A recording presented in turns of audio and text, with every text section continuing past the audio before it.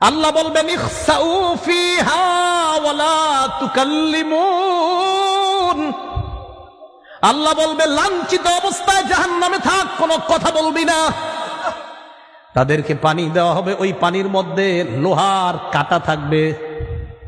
এই লোহার কাঁটা যুক্ত পানি যখন তাদেরকে দেওয়া হবে, ফাইদা দানাত মিন উজুহিহিম, এই লোহার কাঁটা যুক্ত পানিগুলা যখন মুখের সামনে নেওয়া হবে, এত গরম পানি, পানির গরমে সাওয়াত উজুহাহুম, পানি পান করবে না, পান করার আগে শুধু গরমে ওই গরমটা তাদের চেহারা জ্বালায়া দিবে।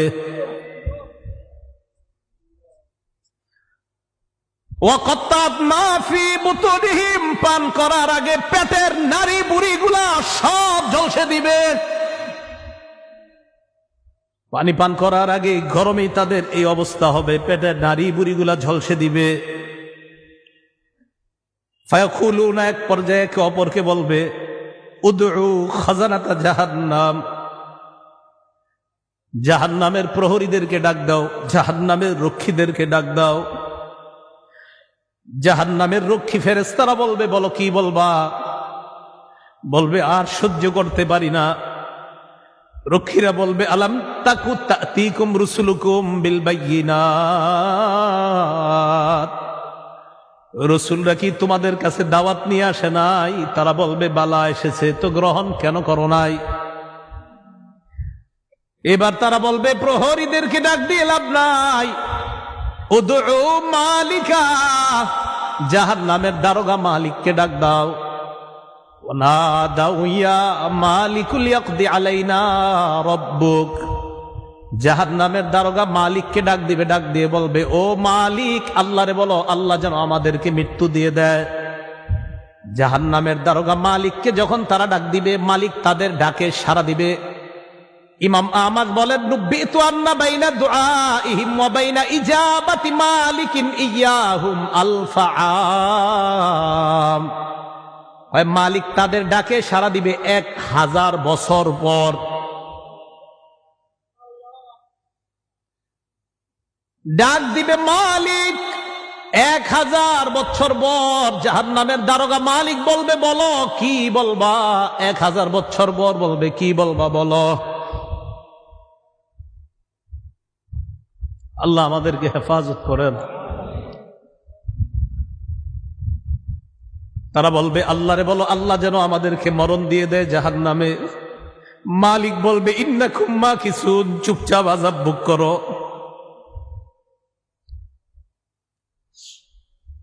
এবার তারা বলবে জাহান্নামীর প্রহরীদেরকে ডাক দিয়ে লাভ হয় নাই, মালিককেও ডাক দিয়ে লাভ হয় নাই। উদউ রাব্বাকুম ইখাফিফ আন্না ইয়াওমান মিনাল আযাব, রবকে ডাক দাও, রব আমাদের আযাব হালকা করে দিবে।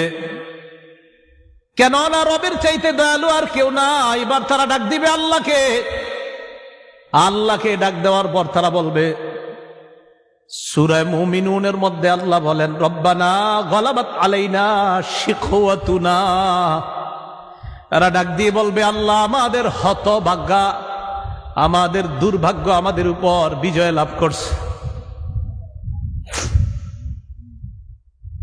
দুর্ভাগ্যদের অন্তর্ভুক্ত হওয়া যাবে না।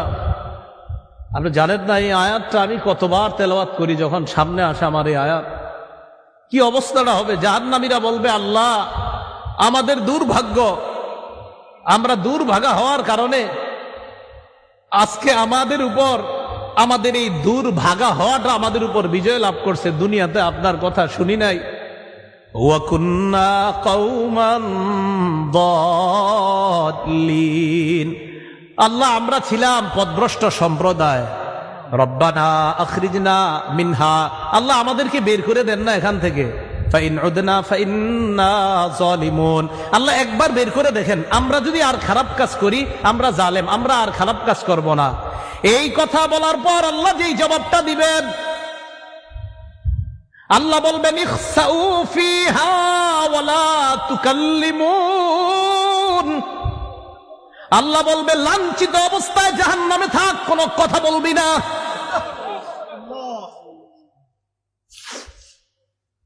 রব বলবে কথা বলবি না, চুপচাপ থাক। দয়াময় রব বলবে কথা বলবি না, চুপচাপ থাক।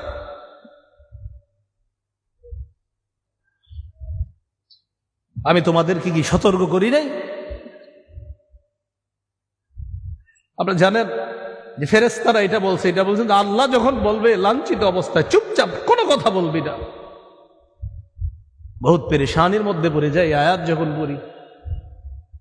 রব যখন বলবে কোনো কথা নাই, কি অবস্থা হবে? তাই বলছিলাম দুনিয়া থেকে নিরাপত্তা নামা নিয়ে যাওয়া, নিরাপত্তা নামা যদি নিয়ে না যাইতে পারি ঠকে গেলাম, হতভাগা হয়ে গেলাম। আল্লাহ সকলকে সৌভাগ্যবানদের কাতারে শামিল হওয়ার তৌফিক দান করেন। তো আল্লাহ বলবে ইখসাউ ফিহা ওয়ালা তুকাল্লিমুন, কথা বলবা না, থাকো।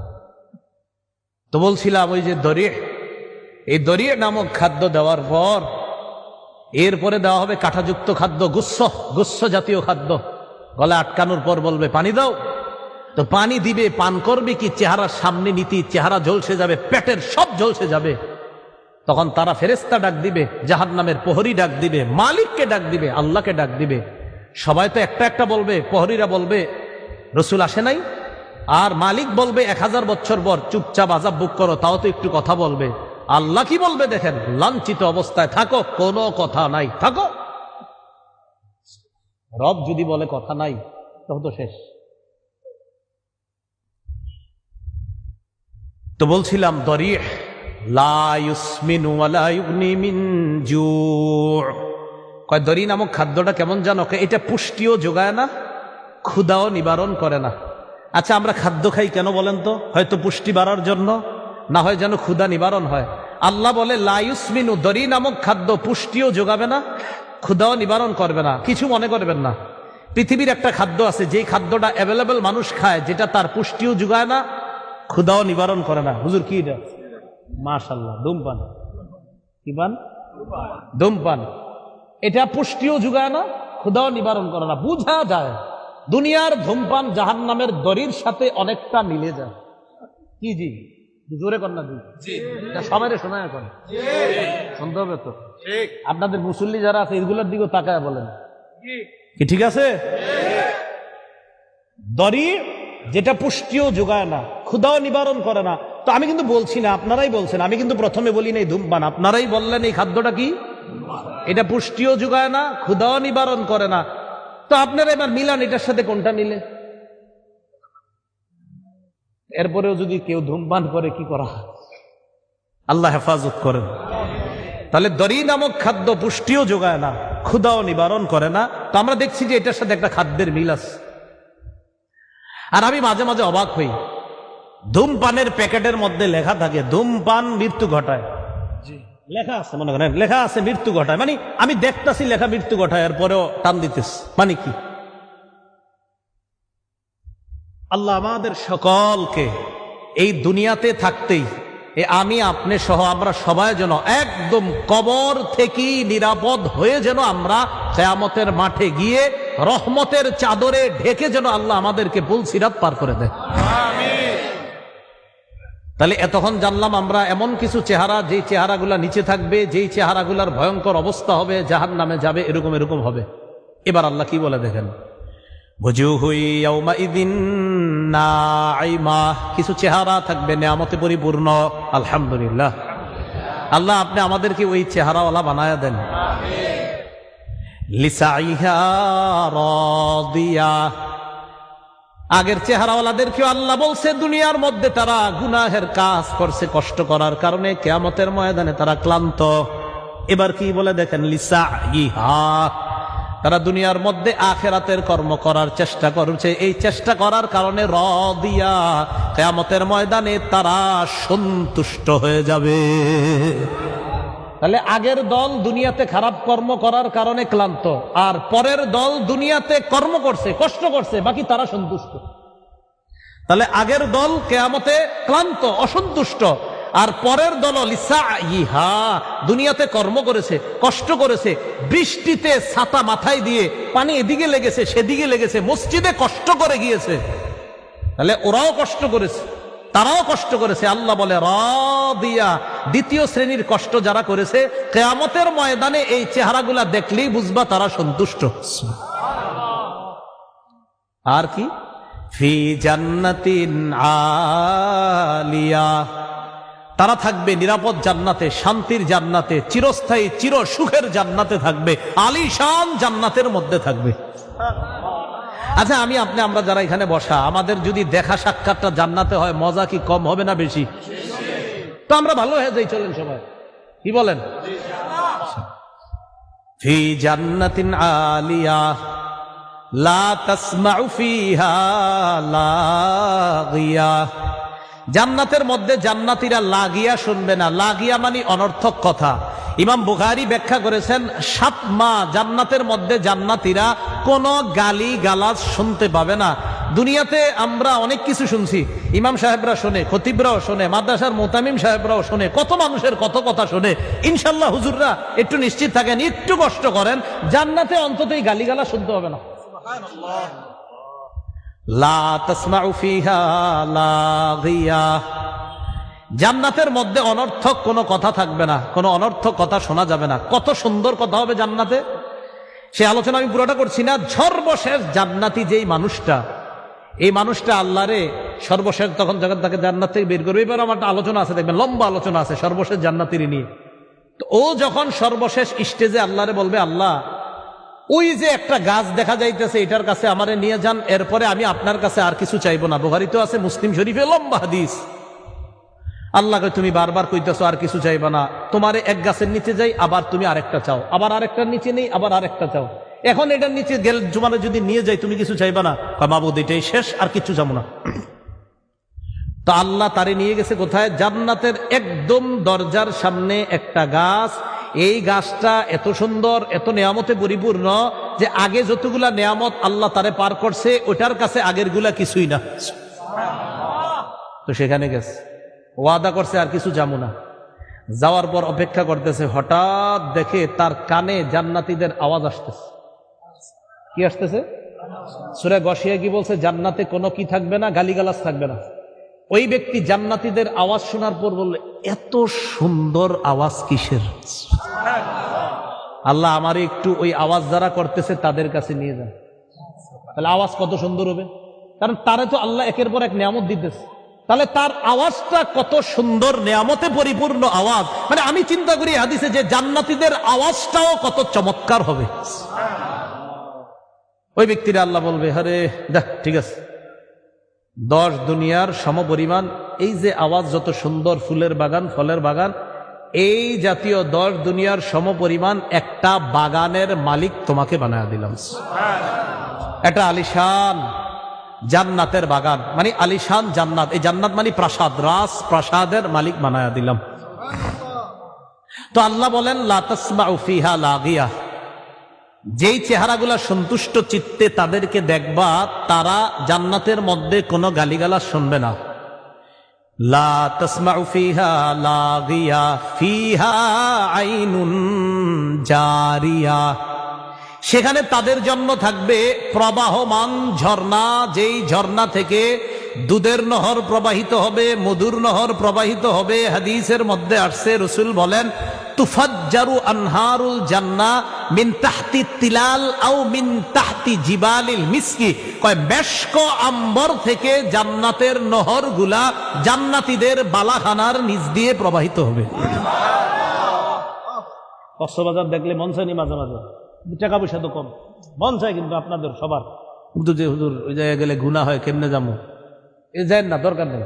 জান্নাতে যখন যাবেন একবার, আপনি এনে বসবেন, আপনার বিবি আর একটায় বৈশা, দুজন আনন্দ উল্লাস করবেন, আর দেখবেন নহর প্রবাহিত হচ্ছে। আমাদের আনন্দ তো সেখানে হবে, এখানে না, ইনশাআল্লাহ। আল্লাহ বলেন, ফিহা আইনুন জারিয়া, প্রবাহমান ঝর্ণা থাকবে।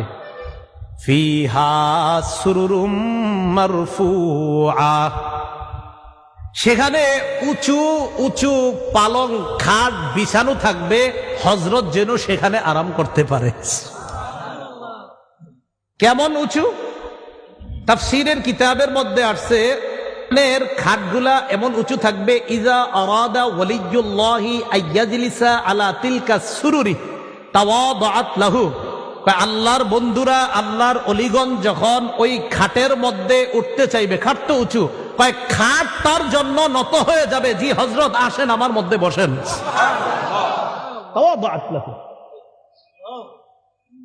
ফিহা সুরুরুম মারফুআতু ওয়া আকওয়াবুম মাওদুআ। তো খাটে বসবেন, বসার পর দুনিয়াতে তো বিভিন্ন জন তারা বিভিন্ন মত টান দিছে যে ভাবসাব, আল্লাহ পাক রব্বুল আলামিন তো আপনাকেও দিবে যে তুমি তো দুনিয়াতে এই মদ টদ ছুঁয়েও দেখো নাই, তোমাকেও সেখানে শরাবান তহুরা পরিবেশন করে গ্লাসের মধ্যে ওই শরাব দিয়ে ফিহা আকওয়াবুম মাওদুআ, তোমার সামনে ওই শরাবান তহুরা যুক্ত ওইটা পরিপূর্ণ গ্লাসগুলা তোমার সামনে সাজানো থাকবে। নাও তুমি আর তোমার বিবি পান করতে থাকো। এজন্য বলছি একবার চলেন, কষ্টে কোনো মতে যাই, তাই গুনাহ করা যাবে না, ঠিক আছে না? ইনশাআল্লাহ গুনাহ আজকে থেকে ছেড়ে দেব ইনশাআল্লাহ। কালকে এই মুহূর্তে আমি যে কবরে থাকতে পারি, আপনি কবরে থাকতে পারেন, তো কি দরকার আছে? যেহেতু মরে যাবই, তো কষ্ট কোনো মতে গুনাহ থেকে বাঁচি, বাস গুনাহ থেকে বাইচা মরবো ইনশাআল্লাহ। ওয়া নামারিকু মাসফুফা, তো খাটে বসে রয়েছেন আপনি, আর সামনে আপনার গ্লাস টালাস দেওয়া, এখন আপনি শরাবান তহুরা পান করবেন, তো একটু হেলান দেওয়া তো দরকার। আল্লাহ বলে ওয়া নামারিকু মাসফুফা, আরে কোনটা হেলান দিবা? সারি সারি বালিশ বিছানো থাকবে। যাও। ওয়া যারাবিয়্যু মাবসুসা, আচ্ছা তুমি যে তোমার খাটটায় গিয়ে উঠবা, টাইলসে পাড়া দিয়ে হাঁটবা, আরে না না, তোমার জন্য গালিচা বিছানো থাকবে, ওই গালিচার উপর হেঁটে হেঁটে তুমি তোমার ওই পালঙের মধ্যে বসে তুমি ওই সারি সারি যে বালিশগুলো আছে সেখানে তুমি হেলান দিয়ে বসবা। এইগুলা বলার পর আল্লাহ পাক রব্বুল আলামিন বলে যে এখন মানুষ মনে করতে পারে আচ্ছা আল্লাহ কি এগুলা দিবে, মনে করতে পারে যে এত বড় বড় খাট পালং ইত্যাদি। তা আল্লাহ বলে মিয়া চিন্তা করো না, আফালা ইয়ানজুরুনা ইলাল ইবিলি কাইফা খুলিকাত, তারা কি দেখে না ওটের দিকে, ওট কিভাবে সৃষ্টি করা হয়েছে, একটু ওটের দিকে দেখে না? ওয়াইলাস সামাই কাইফা রুফিআত, আকাশের দিকে তাকায় না, আকাশ কিভাবে উঁচু করে রাখা হয়েছে? আচ্ছা একটু খুঁজি আমরা দেখি কোথায় খাম্বা আছে আকাশের, আসেনি না? খোঁজেন না একটু, আমরা দেখি আসেনি খাম্বা, নাই তো এইভাবে রয়েছি কেমন? এটা জোরে বলেন, কে রাখছে? কে রাখছে এইভাবে? আল্লাহ বলেন ওয়াইলাস সামাই কাইফা রুফিআত, আরে খুঁটি ছাড়া আসমান যদি আমি এইভাবে রাখতে পারি, আর তোমাদেরকে এই নিয়ামতে পরিপূর্ণ জান্নাত দেওয়া তো আমার কাছে কোনো ব্যাপার না। ওয়াইলাল জিবালি কাইফা নুসিবাত, খুব মন দিয়ে এই জায়গাটা বুঝেন, ওলামা হযরত আছেন। প্রথমে ওটের কথা বলছে, পরে আকাশের কথা, পরে পাহাড়ের কথা। কেন আগে ওটের কথা? কেন ওটের উপরে বৈশা, যখন আপনি ওটের উপরে বসবেন, বৈশাই একটু তাকান, আসমান দেখা যায়। ওট যখন চালাবেন, ওট সাধারণত পাহাড়ি অঞ্চলে চালানো হয়, আশেপাশে তাকায় দেখেন পাহাড়। তাই আল্লাহ বললেন তারা কি ওটের দিকে তাকায় না আরবের মানুষগুলা? তো ওটের উপরে বৈশা, এরপরে কি আকাশের দিকে তাকায় না? আসমান খুঁটি ছাড়া। আচ্ছা ঠিক আছে, চলতে চলতে ওয়াইলাল জিবালি, তারা কি পাহাড়ের দিকে তাকায় না? কাইফা নুসিবাত, কিভাবে পাহাড়টা স্থাপন করা হয়েছে। আচ্ছা তারা যে জমিনের উপর চলতেছে, ওয়াইলাল আরদি কাইফা সুতিহাত, জমিনের দিকে তাকায় না যে জমিনটা কিভাবে বিছিয়ে রাখা হয়েছে, আমি আল্লাহ বিছিয়ে দিলাম। আর ওই বিছানো জমিনের উপর তো তুমি ওটের মধ্যে আরোহণ করে আসমান আর পাহাড়গুলা দেখতে পাচ্ছ। এইগুলা দেখে তুমি কি বুঝো না আমি যে জান্নাত দিব? এরপরে আল্লাহ বলেন ফাযাক্কির, তো নবীজি সাল্লাল্লাহু আলাইহি সাল্লাম একটু চিন্তিত, আহারে আমি এত দাওয়াত দেই, কাফেররা কেন গ্রহণ করে না? কথার কথা, যেমন আজকে আপনারা আমি চাইছি যে এমন ভাবে বুঝাই যেন আজকে থেকে আর কেউ গুনাহ না করেন। তো এরপরেও যদি কালকে গুনাহ করেন, হইতে পারে কষ্ট লাগবে, আরে তো ভাবে কইলাম এরপরে গুনাহ করে। তো নবীজি দাওয়াত দেয়, এরপরে অনেকে দাওয়াত গ্রহণ করে না, কষ্ট লাগে যে আমি এত করে বুঝাই, গ্রহণ করে না কেন? আল্লাহ বললেন ফাযাক্কির, নবী আপনার কাজ আপনি শুধু ওয়াজ করতে থাকেন। সুবহানাল্লাহ, আপনার কাজ ফাযাক্কির, আপনি শুধু ওয়াজ করতে থাকেন।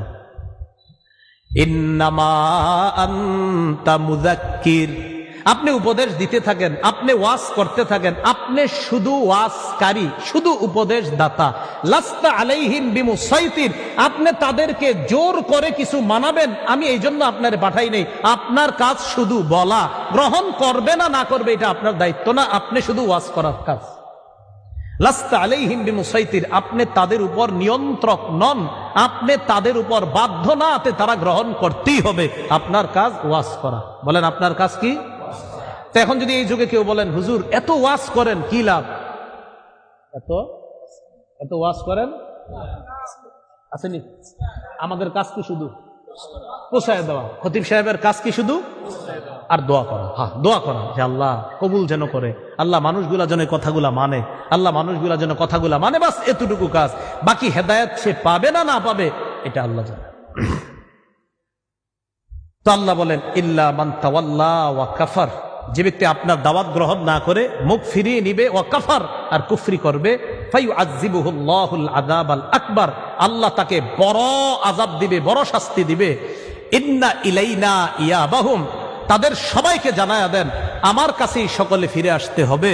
সুম্মা ইন্না আলাইনা হিসাবাহুম, এরপর আমার দায়িত্ব তাদের হিসাব নেওয়া, আমি আল্লাহ তাদের হিসাব নিব।